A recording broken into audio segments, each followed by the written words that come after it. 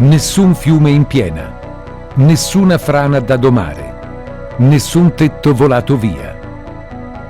La principale emergenza che ha caratterizzato il 2020 è molto più subdola, perché si deve combattere contro un nemico invisibile e inizialmente quasi sconosciuto, ma ben presto pronto a diventare tristemente famoso. Il suo nome è coronavirus.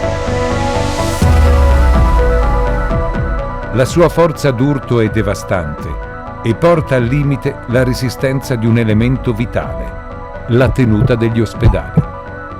La situazione a livello nazionale è pesantissima.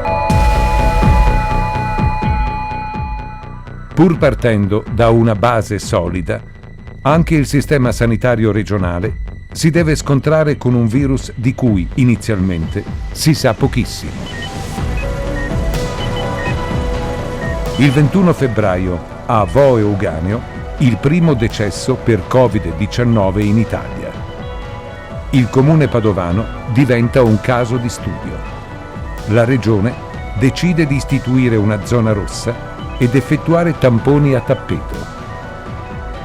Dai risultati dello screening di massa si inizierà a comprendere il ruolo dei positivi asintomatici nella diffusione del virus.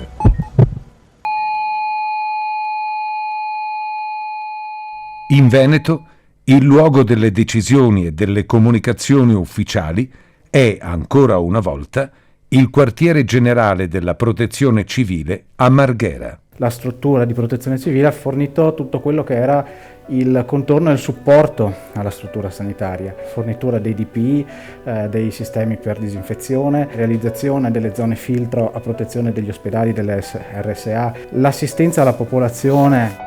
Noi abbiamo attivi diversi centri di stoccaggio sul territorio che ricevono giornalmente, adesso un po' meno perché abbiamo raggiunto dei livelli di stoccaggio idonei. In prima fase di emergenza ricevevano H24 materiale e lo distribuivano sul territorio a livello capillare. C'è anche tutta la pianificazione e la gestione di quelle che sono le emergenze meteorologiche ordinarie che devono prevedere comunque la considerazione della presenza di soggetti positivi.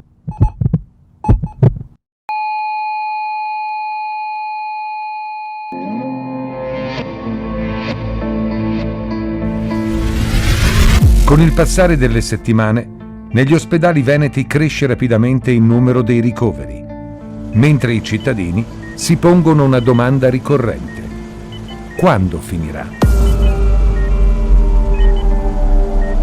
La risposta è difficile, ma la regione si attrezza per sconfiggere il nemico. Lo fa attraverso un modello matematico che, geolocalizzando ogni infettato del quale vengono caricati i dati e contatti, di fatto avvia la caccia al virus, isolando e interrompendo la catena. Il grande lavoro del Veneto è notato da molti studiosi. La prestigiosa Università di Harvard, negli Stati Uniti, nella sua rivista scientifica Harvard Business Review, già a fine marzo 2020 si soffermava sulle misure italiane per contrastare il coronavirus. Da un lato criticando con severità l'approccio a livello nazionale, dall'altro promuovendo le azioni del Veneto. Quando accade qualsiasi tipo di emergenza si cerca di capire dove si sta andando in modo da prevenire con eventuali azioni di contrasto gli eventi che stanno per arrivare. Abbiamo messo a punto un modello matematico per capire quale sarebbe stato l'andamento della curva dei contagi, della curva dei ricoveri, in modo tale da far poi fronte con l'aumento dell'offerta sanitaria. E devo dire che il modello matematico ha avuto un riscontro positivo nella prima ondata e anche nella seconda ondata sta dando dei riscontri abbastanza positivi.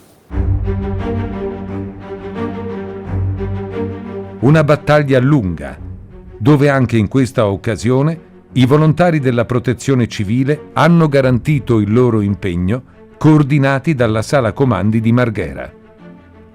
Le mansioni sono le più disparate, ma sempre infinitamente preziose. Ogni volta che c'è un'emergenza i volontari di protezione civile scendono in campo a disposizione della cittadinanza, degli enti pubblici, e anche in questo caso si sono immediatamente prestati a dare il supporto che potevano dare. Hanno svolto l'attività dietro le quinte di tutta l'attività logistica e di tutto il supporto alla sanità. C'è stata una movimentazione di materiali assolutamente incredibile utilizzando i nostri magazzini. Abbiamo avuto migliaia e migliaia di volontari che per giorni si sono alternati e hanno garantito come al solito il loro tempo e soprattutto la loro professionalità, perché non dimentichiamoci che dietro a una divisa della protezione civile c'è anche una grande preparazione di base.